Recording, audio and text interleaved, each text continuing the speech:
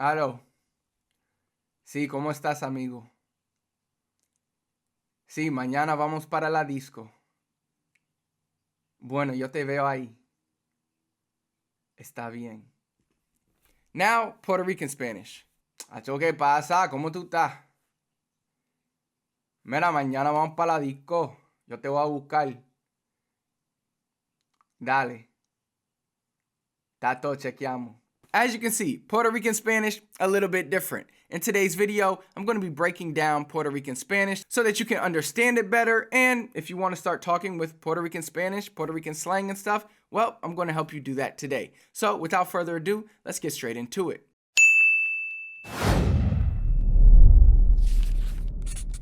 As you can see, Puerto Rican Spanish is a little bit different. It can be difficult for beginners to understand, especially if they're not accustomed to hearing it. So in today's video, I'm going to be breaking down some characteristics of Puerto Rican Spanish, and I'm going to be helping you out with Puerto Rican Spanish so that you can understand those hard to understand Puerto Ricans better. Now, let me start this video by saying this is probably going to be one of the easiest videos I've ever done because I am Puerto Rican. Yo soy boricua, pa' que tú lo sepas. No, but I'm very, very proud to be Puerto Rican. It's something that I think all of us Puerto Ricans, we take a lot of pride in being Puerto Rican, you know? But like I said, it's going to be a little bit easier for me to do this video probably than any other video because when I'm at home talking with my friends and my family, this is the actual Spanish that I use. Now, when I teach Spanish, I get this question a lot. Is the Spanish you're teaching in your programs, like 7-Day Spanish or on this channel, is that, you know, Mexican Spanish or Puerto Rican Spanish or South American Spanish? Is this going to help me in Spain? The Spanish I teach for the most part on this channel and inside of my programs is a more neutral Spanish so that you can learn a Spanish that works in no matter what country you go to. I keep it neutral because I think that's the best way to help you if you go to Spain, if you go to Colombia, if you go to Argentina, if you go to Puerto Rico. Like, instead of teaching you one brand of Spanish, it's better if I teach you a more neutral brand of Spanish.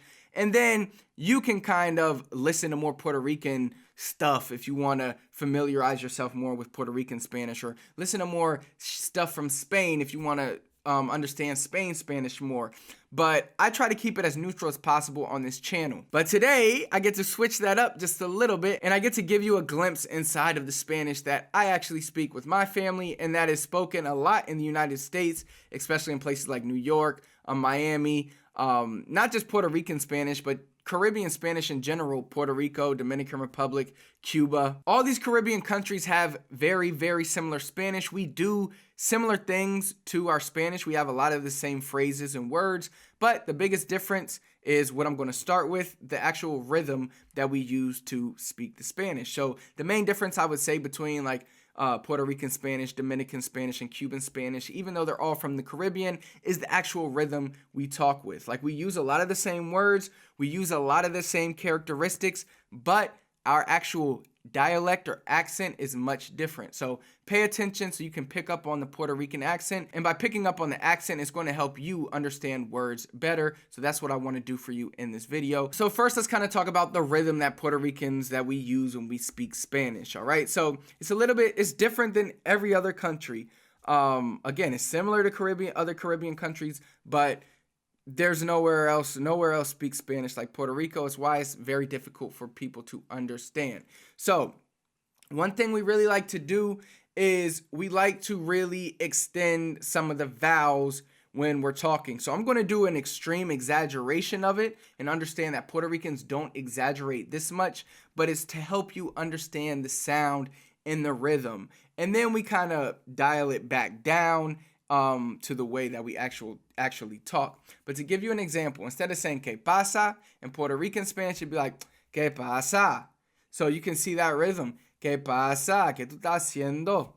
Mira, te estaba llamando. ¿Dónde tú estabas? Tú no contestaste la llamada. ¿Qué fue lo que estaba haciendo? Hacho, amigo, ¿cuántas veces yo tengo que decirte que yo voy para tu casa a las 3? Si tú no estás listo, entonces yo te voy a dejar ahí en la casa. So that's kind of the rhythm of Puerto Rican Spanish. You can see it's very different, what makes it very hard to understand is some of the kind of the nuances with the Spanish, the other characteristics that I'm going to go over in a second. But you can kind of get the rhythm. It's like ¿Qué pasa?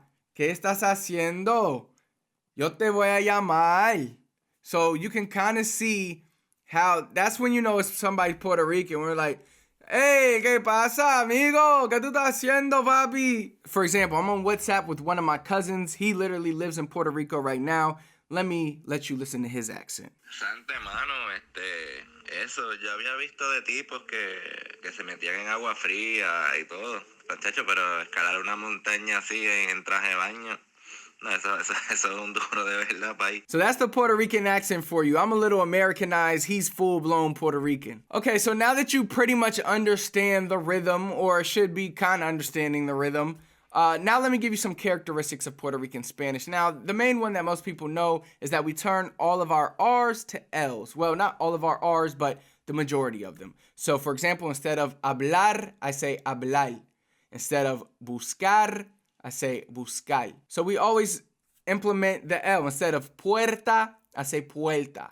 So when I'm doing these videos, I really have to emphasize my R's. That's probably why you hear me rolling my R's more than I probably should, is because I have to really focus on it. Because if I don't focus on it, then I end up saying L's for everything, okay? So, you know, that's why I do it. Now, like other Caribbean countries, we cut the S's from everything. Not only at the end of sentences, but even if they're in the middle. Okay, so like I just said, instead of saying buscar, we say bucal. So I completely cut the S and I turn the R to a L. So you can see why Spanish becomes difficult to understand from Puerto Rican, right? So we cut all the S's, all right? Instead of saying las mujeres, we say la mujere, all right? We don't say the S's. Completely neglect them. They don't exist pretty much. You will hear them, like if you're watching the news, but if you're in the streets, you're not going to hear many S's. The next thing about Puerto Rican Spanish that you might notice is with the word mujeres. You may have noticed that instead of saying mujeres, like with a J, mujeres, Puerto Ricans, we pretty much turn that J to an H, and I say la mujere. And it's kind of like I don't even say the J. It's like mujere. Like I completely just skip that whole letter. So a lot of times we turn J's that are in the middle of sentences, we turn those into like an H sound. So like they just don't exist a lot of times. Okay, so remember that because that can get confusing if I instead of saying, hey, mira las mujeres ahí, mira la mujer ahí. It's a lot different, you know? So you got to get used to hearing that. Now, the next thing we get rid of is the D. So whether the D is the last letter or it's in between two vowels at the end of a sentence, we get rid of it. Okay, so two examples here. Instead of saying verdad, we say verdad. Remember, because we turn the R to an L. So again, verdad, verdad, verdad, verdad. Completely different word there. All right? Verdad instead of verdad. Verdad. Completely different. We also, instead of saying like hablado, yo he hablado contigo, we say hablao. So we cut off that D. Instead of saying pollo guisado, we say pollo guisao. Guisao. Cuidado. Instead of cuidado. So we get rid of that D and we turn into an ow sound. We also get rid of it if there's an A at the end too. Okay? So instead of saying a word like dañada, we say dañá. All right? So instead of saying está callada, we say está callá. All right? That kind of leads me into the next section. Some words we cut the whole beginning of the word. So like, let's say a word like estoy or está. Instead of, we pretty much get rid of the E and the S and we say ta, toy, ta. ¿Cómo tú ta? Estoy bien. Instead of estoy bien. Ta caminando ahí. Ta pasando. Instead of está. Okay, so you can kind of see we really cut the words. We also combine words, especially when we're talking about like voy a hacer something or voy a. We pretty much get rid of that and go with a wa sound or a wa sound. Okay, so this becomes very, very difficult to understand. So for example, one phrase we use a lot is buscar. So to pick somebody up, I don't even know if other countries use buscar. Usually it's to search. and they use recoger to pick up, but we use buscar to pick up somebody. So if I say I'm going to your house to pick you up, I could say te voy a buscar. That's how I could say it. Te voy a buscar. But Puerto Rican way would be te voy a buscar. Te voy a buscar. So now you can really start to see why it gets difficult to understand. Because when I call my cousin, instead of saying, hey, te voy a buscar a las 3, I say, hey, te voy a buscar a las 3. Te voy a buscar a las 3. So now you can see why it becomes very difficult to understand Puerto Rican Spanish. Now the last thing I'll cover is something that not all Puerto Ricans do, but many of them do, especially outside of San Juan, is they completely eat the R. So my name is Rocky, but a lot of my cousins in Puerto Rico call me Joki. Joki. Or instead of saying arriba, they say arriba. So they don't roll the double R, okay? So they say, instead of voy pa arriba, voy pa arriba. So they turn their Joki, Joki, instead of Rocky.